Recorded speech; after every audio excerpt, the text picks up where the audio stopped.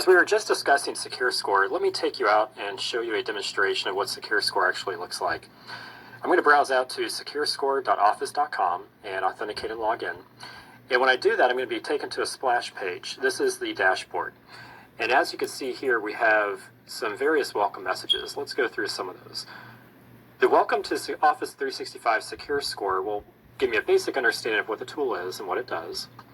Next, moving from left to right, this will give me more in-depth knowledge around what Secure Score is that we just talked about previously.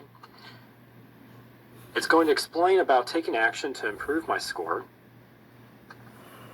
It's going to talk me through how to analyze my score, which we'll talk about in a moment. And then lastly, a disclaimer.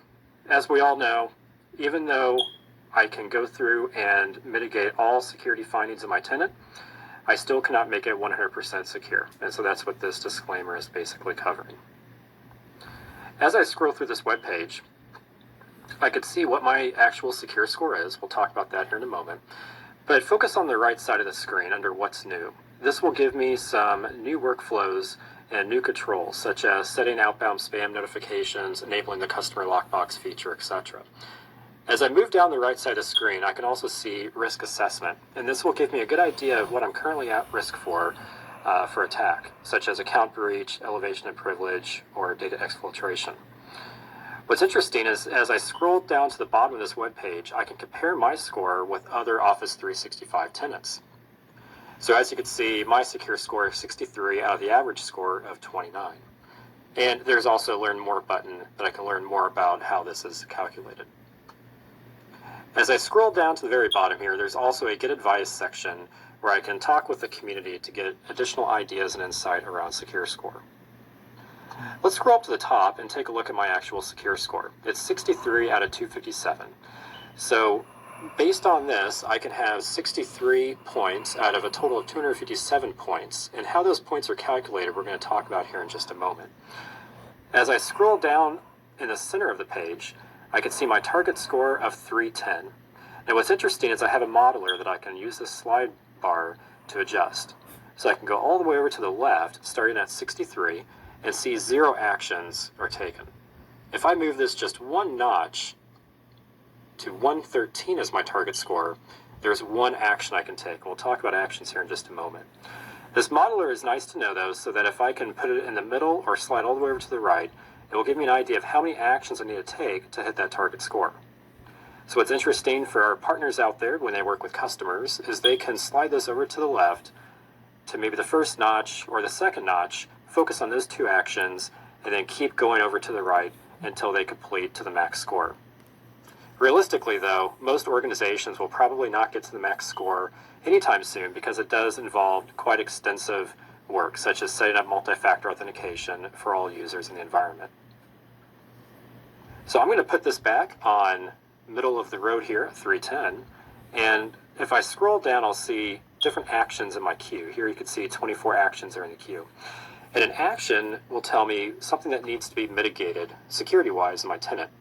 As I click on Enable Multi-Factor for all global administrators, this will give me a good idea of what this action is.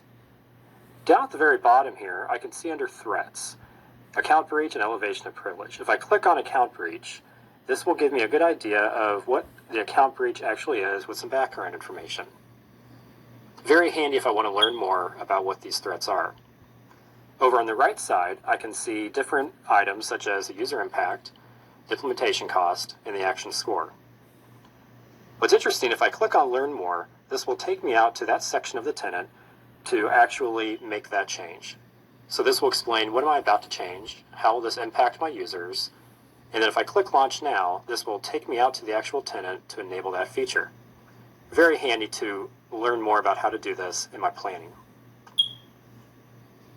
I'm going to collapse mobile factor authentication for all global admins and look at the entire list. What's interesting is I can filter this on different categories such as account. So this is going to show me all of the actions that I could take for Secure Score by account. I can also show this by user impact. What is the low-hanging fruit that I can accomplish right now so that it has a low impact to my end users?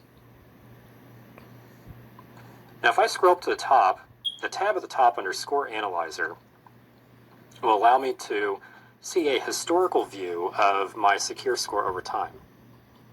So as you see, this goes back to February 27th, and here we could see a little bit of a jump around March 7th to get to my total score today of 63. And remember that 29 is the average secure score. What's interesting is I can filter this based on date as well, or I can show just the last 3 months. What's very handy is if I click export, this will allow me to export this list into a PDF, a comma separated values file, or I can also export between the actions and the controls, and we'll talk more about that later on. When I do this, this is very handy because I can import it into Power BI or into a dashboard to show to an executive at my customer. If I scroll down, I will be able to see more information about the actions.